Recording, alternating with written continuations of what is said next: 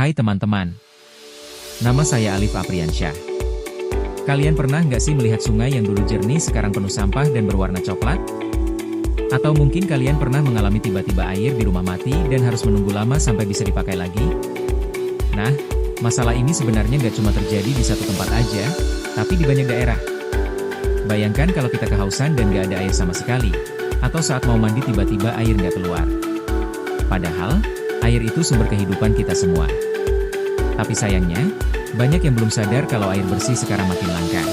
Yuk, kita bahas bareng supaya kita bisa lebih peduli dan menjaga air untuk masa depan. Sebenarnya, air di bumi ini ada banyak. Tapi, kenapa bisa terjadi krisis air? Ini dia beberapa penyebabnya. Banyak orang boros air. Keran dibiarkan mengalir, mandi terlalu lama, dan nyiram tanaman pakai selang terus-menerus. Akibatnya, air bersih makin habis. Sampah plastik, limbah pabrik, dan deterjen yang dibuang ke sungai bikin air tercemar. Air jadi nggak bisa digunakan lagi. Hutan itu kayak spons yang menyerap air hujan. Kalau hutan ditebang, tanah jadi kering, dan sumber mata air menghilang. Di beberapa daerah, mendapatkan air bersih bukan hal yang mudah. Banyak orang harus berjalan berkilo-kilometer setiap hari hanya untuk mengambil air dari sumur atau sungai yang masih bisa digunakan.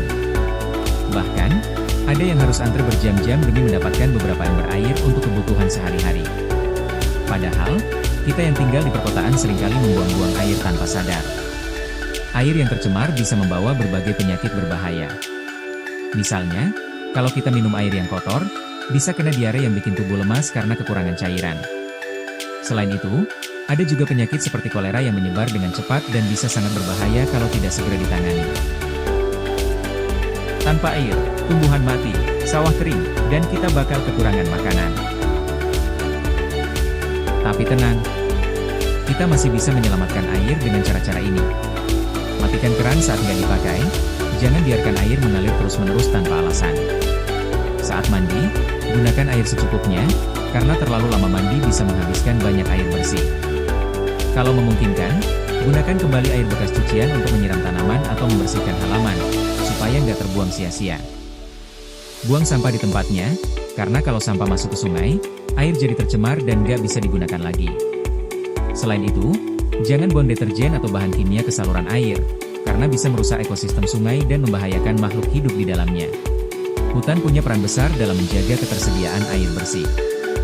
Akar pohon membantu menyerap dan menyimpan air hujan, lalu melepaskannya secara perlahan ke tanah, sehingga sumber air tetap tersedia. Sekarang kalian sudah tahu kan, betapa pentingnya menjaga air? Yuk, kita mulai dari hal kecil, karena kalau semua orang peduli, kita bisa menghindari krisis air. Ingat, tanpa air, nggak ada kehidupan. Baik, terima kasih telah menonton. Mohon maaf bila ada kesalahan kata saya akhiri. Selamatkan air, selamatkan masa depan.